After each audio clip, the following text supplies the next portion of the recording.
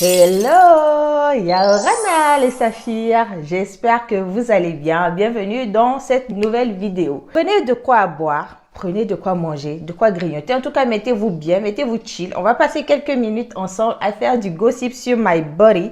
Parce qu'aujourd'hui, cette vidéo va parler tout simplement de mes tatouages et piercings. Générique.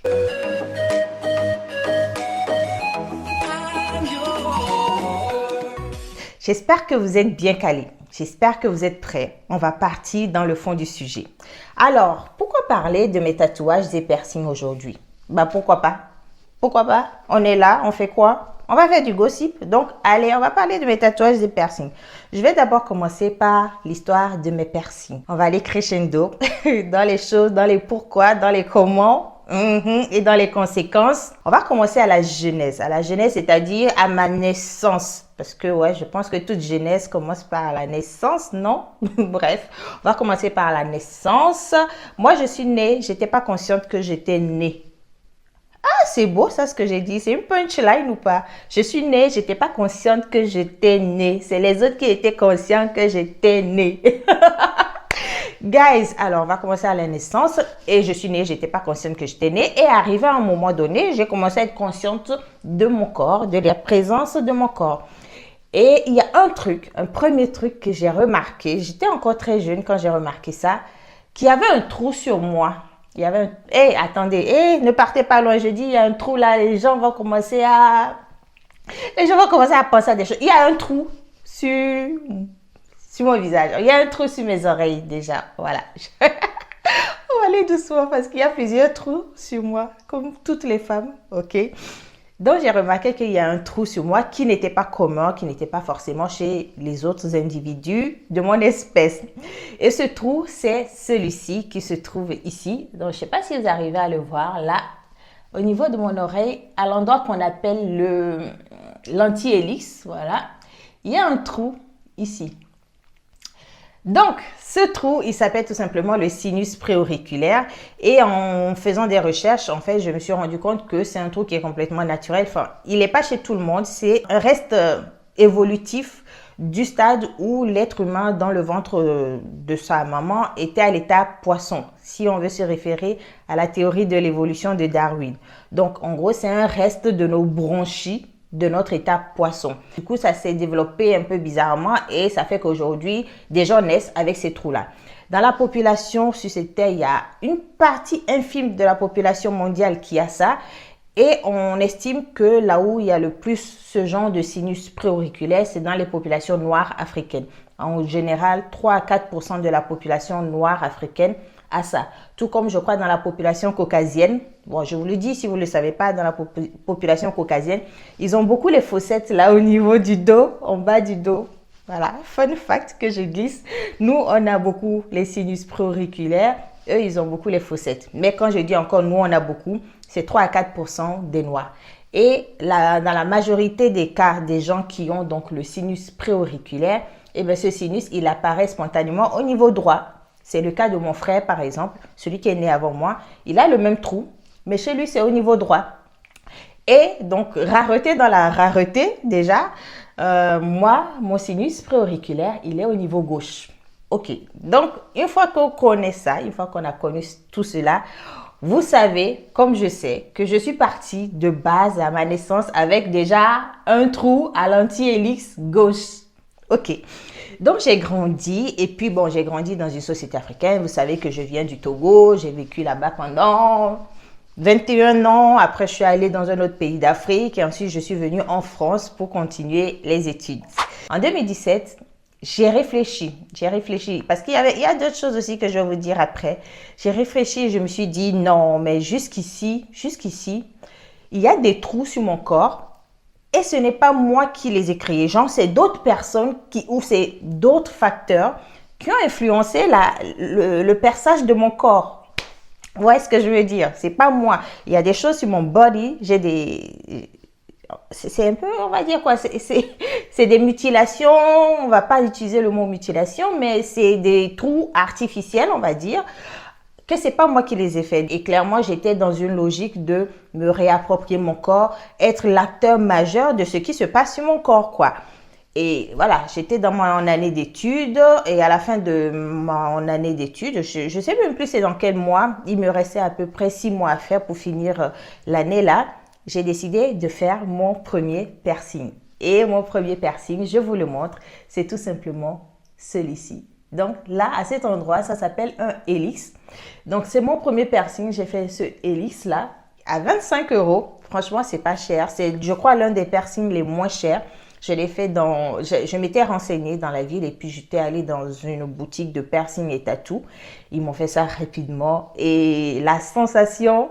C'était pas grand chose. Mais bref, après, si vous voulez qu'on en débatte, qu'on parle un peu plus des sensations, de ce qui se passe pendant qu'on se fait percer, je pourrais vous en parler. D'autant plus que j'ai plusieurs piercings et j'ai différentes expériences sur tous ces piercings-là.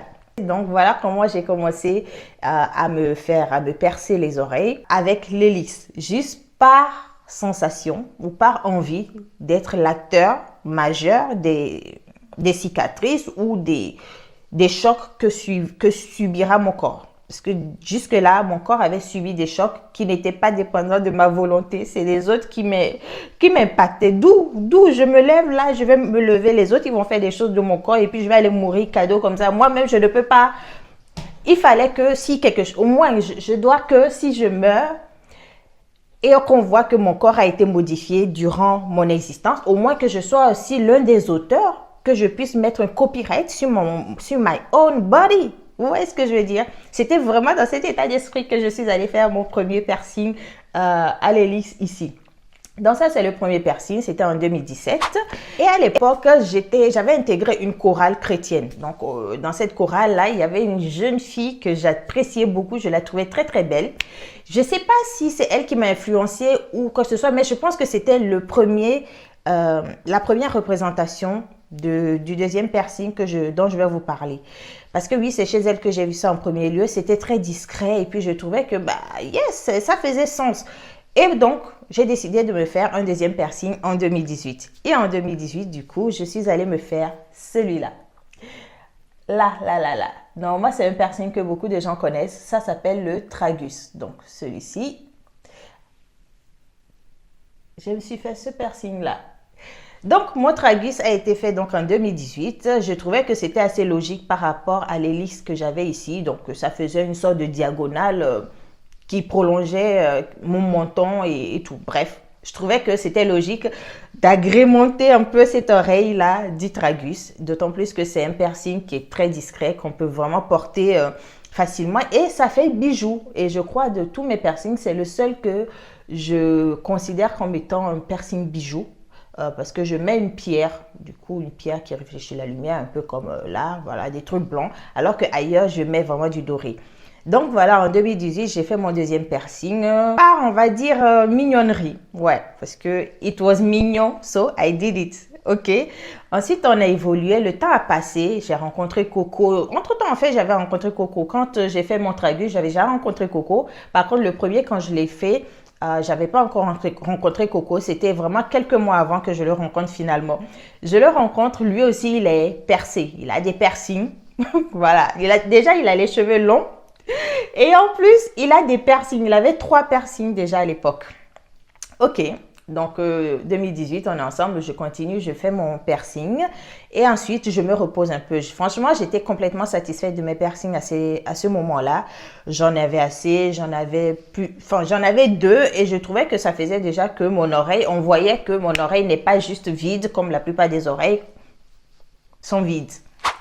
Puis le temps a passé et on est arrivé en 2021. Et en 2021, j'ai vraiment voulu faire une folie. Je me suis dit, bon, quitte à avoir déjà 2 piercings, autant se faire plaisir et autant aller dans la provoque, on va dire. On va pas se mentir, je voulais sculpter mon oreille. Je voulais vraiment faire un design. Je sais pas, je me suis pris pour l'architecte ou quoi. Je voulais sculpter mon oreille. Et là, je me suis dit, ok, j'ai déjà la diagonale là qui fait hélice et tragus.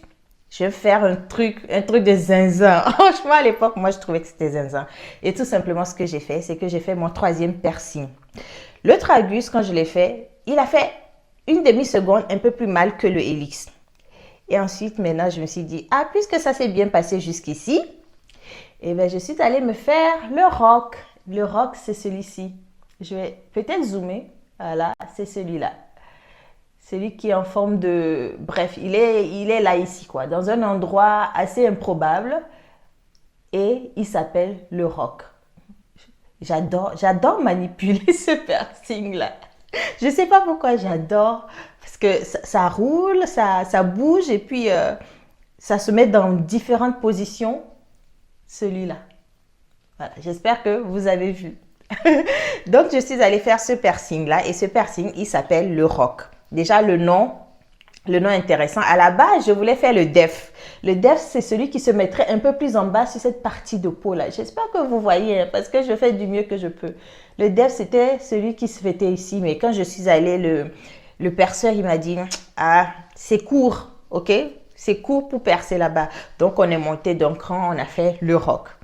Mais ça restait dans l'idée qu'il fallait que ce soit dans la partie, dans les plis bizarres de l'oreille. Ça, je savais que c'est ce que je voulais et on est resté dans les plis bizarres de l'oreille. J'ai donc fait le roc et ça... Le jour là, ça, j'étais là, je dis, c'est quand que ça finit, c'est quand que ça sort. Il était en train d'enfoncer le truc, je dis, hein? Ça fait 2 secondes là, oh, guys, les autres là, ça n'a pas fait 1 seconde, hein? Et donc, on a fini par percer. Et bonne surprise, je pensais que vu comment ça a été dur à percer ce roc-là, que j'aurais du mal à cicatriser ou que ça me ferait beaucoup plus mal à cicatriser. Mais que nini! J'ai vraiment cicatrisé assez bien à cet endroit. Moi-même, je suis surprise, j'ai vraiment bien cicatrisé. Et après, du coup, j'ai mis ce bijou-là qui est comme ça. Et puis, bref, j'ai commencé vraiment à kiffer le fait d'être en construction de l'architecture de mon oreille. Donc, sur la même oreille, j'avais déjà 3 piercings, en plus déjà d'autres choses. À ce moment-là, j'étais vraiment contente. J'ai pas mis longtemps à cicatriser du roc et j'ai encore laissé le temps passer. J'ai laissé le temps passer et pour continuer dans la veine des piercings, tout récemment, il y a de cela 1 an, oui, il y a de cela 1 an déjà, Coco, il a fait un 4e piercing sur son oreille. Il a fait l'hélice parce qu'il avait toujours eu envie de faire l'hélice. Mais voilà, professionnellement et tout ça, bref, il faisait que des lobes jusqu'ici. Et là, bon, c'est bon quoi. Hein. Il a déjà la panoplie du mec atypique. Donc, il a fait son hélice. Il y a de cela 1 an et 1 mois. Et 1 mois après, moi aussi, je suis allée me faire mon 4e piercing pour continuer dans on va dire l'idée de sculpter mon oreille, mais surtout d'apporter de l'équilibre dans cette sculpture. Parce que du coup, avec 3 piercings, j'avais l'hélix, le tragus et le roc. Donc, j'étais un peu sur la partie intérieure de l'oreille, je trouvais. C'est ce que moi, je trouvais. Et donc, je me suis dit, je vais continuer à sculpter et apporter de l'équilibre à toute cette oreille. Et là, je suis partie et j'ai fait le 4e piercing, celui-ci, qui s'appelle le conche. Donc, celui-là, je l'ai depuis 1 an et c'est pour l'instant le plus compliqué de mon aventure piercingaire. Dans le sens où, au moment de percer, je l'ai senti aussi. Je l'ai senti pendant, je crois, 2 secondes. Après, une fois que l'aiguille a fini de traverser, après, j'ai vraiment senti la radiation de la douleur dans l'oreille. Et comment le dire que j'ai rapidement voulu être coquette avec celui-là dans le sens où le conche, je le voulais pour pouvoir mettre des anneaux, pour pouvoir faire un anneau jumeau de celui de l'hélix, d'accord?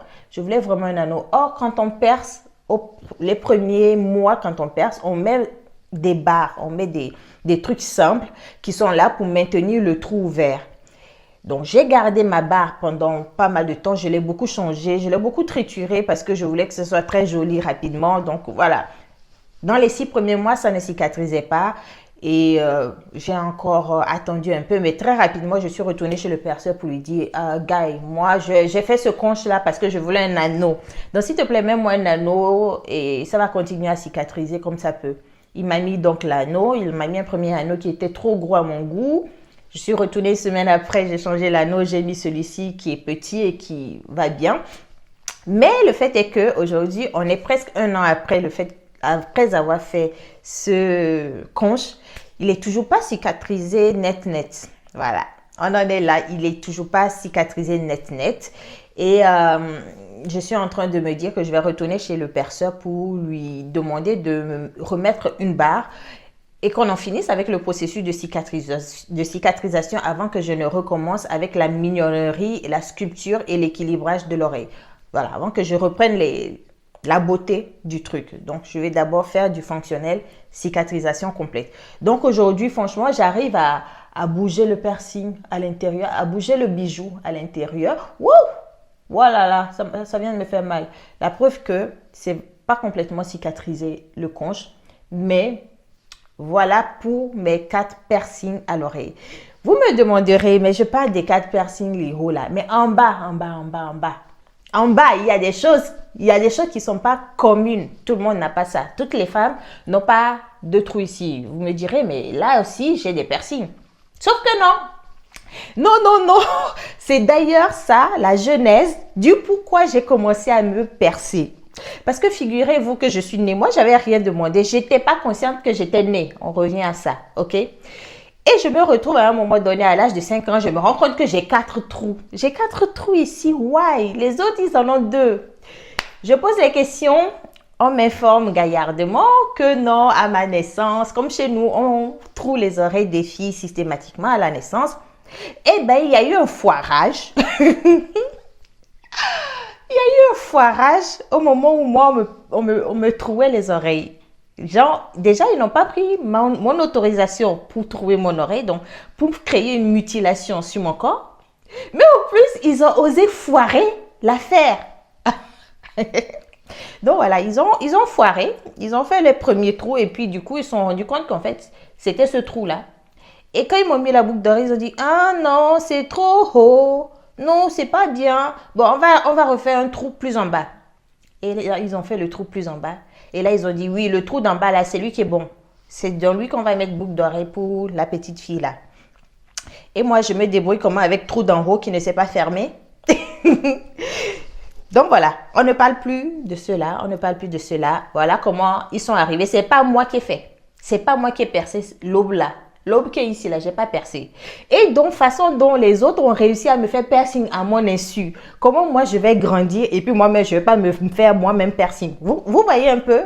Vous voyez d'où est venue l'idée de me réapproprier les trous faits dans mon corps? Ça vient de là. Ça vient du fait qu'on m'a fait 4 trous cadeaux. Sans mon autorisation. Donc, je vais mourir avec des trous ouverts comme ça, que c'est les autres qui ont fait sur moi. Non, il fallait que moi-même, je prenne un peu des royalties. Voilà, que je sois moi-même auteur, copyright, que je dépose également de ma signature sur mon propre corps. Voilà pourquoi j'ai commencé à faire tous les piercings ici. Parce que j'avais déjà 4 piercings qui ne relevaient pas de ma volonté. Vous me demanderez pourquoi est-ce que tous mes piercings, je les ai faits uniquement à l'oreille droite. Je les ai faits à l'oreille droite simplement à cause du sinus préauriculaire. Donc, comme je vous dis, je suis née avec un sinus préauriculaire qui était naturellement à l'endroit de l'anti-hélice. Je me suis dit, quitte à ce qu'il soit là, ça va être un peu bizarre si je faisais l'hélice ici. Parce que je ne pourrais jamais mettre son anti-hélice correspondant. D'accord? Parce que ça aussi, c'est un truc qui me plaît, c'est de mettre la barre là. Vous voyez, je ne sais pas comment elle se met. Il y a une barre qu'on met ici comme ça là. Voilà, ça aussi, c'est très beau. C'est un truc que j'avais voulu faire. Mais je me suis dit, bon, j'ai le sinus préauriculaire ici. Jamais ici, je ne pourrais mettre la barre pour faire l'anti-hélice et le hélice. Donc, autant faire des choses ici. C'est pour ça que j'ai commencé par le hélice. Parce que je me disais, en allant, je pourrais faire l'anti-hélice ici pour mettre la barre. Mais une fois que j'ai fait le hélice, problème de conscience est arrivé. Une fois que j'ai fait le hélice ici, je me suis dit, guy, si je me mets à faire un anti-hélice ici artificiel, j'aurai le sentiment de trahir mon sinus préauriculaire qui est naturel ici. Genre, les gens font, ça ne se saura pas que celui-ci est naturel et que celui-ci est artificiel. Vous voyez un peu le genre de réflexion dans ma tête? Ça ne se saura pas. Donc, du coup, je n'ai jamais fait l'anti-hélice ici. Je ne l'ai jamais fait ici. Juste pour ne pas faire d'infidélité à l'anti-hélice naturelle que j'ai ici. J'espère que vous comprenez. Moi, je me comprends. J'espère que vous comprenez. Parce que là, j'ai expliqué le plus calmement et le plus simplement les raisons pour lesquelles tout ceci là est comme ça. Donc voilà pourquoi une fois que j'avais commencé l'hélice ici, c'était mort de faire l'anti-hélice. Donc je suis partie faire le reste et je me suis dit bon, ok, on va considérer que l'oreille droite, c'est l'oreille où je dépose mon copyright, où je fais ma sculpture auriculaire, et l'oreille gauche, bah, c'est l'oreille naturelle comme je suis née. On va pas la modifier, à part voilà, les deux modifications que j'ai ici et que j'ai pas choisies. Donc, guys, voilà l'histoire de mes piercings. Et pour l'instant, je n'ai de piercing qu'au niveau du visage, au niveau de l'oreille droite, au niveau des oreilles. Some other things are going to come. Okay, I don't spoil you now, but just stay tuned and you'll know, you'll see if I do some piercing at other places on my body. Ok, j'espère que vous avez compris tout ce que je viens de raconter parce que on est censé être polyglotte ici. Maintenant, guys, que je vous ai parlé de mes piercings, dites-moi vous, si vous avez des piercings, comment vous avez ressenti les choses et quelle est surtout l'histoire derrière vos piercings, parce que je trouve que c'est ce qui est vraiment important, parce que nous, on sait, c'est comme avec les tatouages aussi, on sait pourquoi on fait des piercings. On ne fait pas des piercings juste parce qu'on s'est levé un matin et quelqu'un était venu sur notre oreille et s'est mis à nous trouer le corps. D'accord? Donc, racontez-moi bien les histoires de vos piercings. Je suis curieuse de savoir et dites-moi ce que vous pensez des raisons qui m'ont poussée à faire tout cela et du coup, du fait qu'aujourd'hui, j'ai vraiment cette passion pour la sculpture de mon oreille. Je ne sais pas jusqu'où ça ira. Il y aura d'autres piercings sur cette oreille-là. De toute façon, donc, ça va être chargé là. C'est le jour de ma mort que Dieu va décider si c'était beau ou pas. Ok? Donc maintenant, guys, on va parler de mes tatouages. Parlons à présent de mes tatouages. Comme vous pouvez le constater,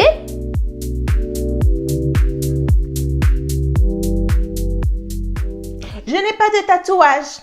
Je n'ai pas de tatouage pour l'instant sur mon corps. My body is free from tattoo for the moment. Retenez bien le for the moment. Mais je n'ai pas de tatouage. Guys, c'est tout pour cette vidéo. Si vous avez des questions, n'hésitez pas à me les poser en commentaire. Laissez bien évidemment un like. Abonnez-vous à la chaîne également parce que d'autres épisodes zinzin comme ça vont arriver. Et tout ce que je vous dis, c'est juste prenez soin de vous. Give love, get love. On se retrouve dans le prochain épisode. See you next time.